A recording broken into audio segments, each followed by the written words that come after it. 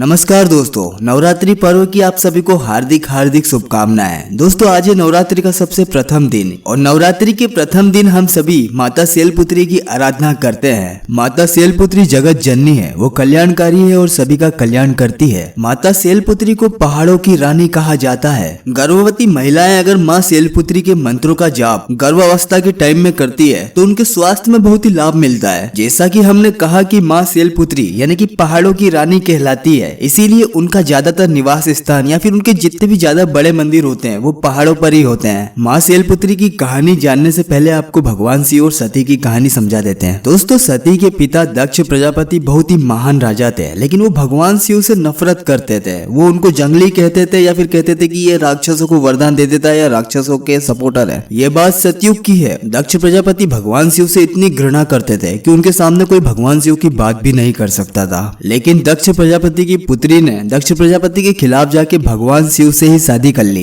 दक्ष प्रजापति इसी बात को लेकर सती से भी नाराज थे और उन्होंने उससे अपने सारे रिश्ते खत्म कर दिए थे। और एक बार दक्ष प्रजापति ने एक महायज्ञ का आयोजन किया था। उन्होंने उस यज्ञ में सभी इंसान, देवी देवता सबको बुलाया था, लेकिन वहाँ पे भगवान शिव और उनके परिवार से किसी को भी नहीं बुलाया था। लेकिन माता सती दक्ष प्रजापति के परिवार को ही अपना परिवार समझती थी, क्योंकि वो उसी परिवार की बेटी थी। तो उन्होंने बिना आमंत्रण के ही उस समारोह में चला जाना जरूरी समझा और भगवान शिव के मना करने के बाद भी माता सती राजा दक्ष के हवन कुंड में चली गई। यहाँ पे दक्ष प्रजापति सती की बहनें और उन बहनों के पतियों द्वारा भगवान शिव का बहुत बुरी तरह अपमान किया गया, उनको गालियां दी गई। ये बात सती सहन नहीं कर पाई और दक्ष प्रजापति के हवन कुंड में कूदकर उन्होंने अपनी आहुति दे दी। सती की मौत के बाद भगवान शिव समाधि में चले गए और उस बात के कई हजारों साल बाद सती ने ही दूसरा जन्म लिया राजा हिमालय के घर में उनकी पुत्री गोरा के रूप में। दोस्तों राजा हिमालय मतलब कि खुद एक पहाड़, और पहाड़ या चट्टानों को कहा जाता है शैल या शिला।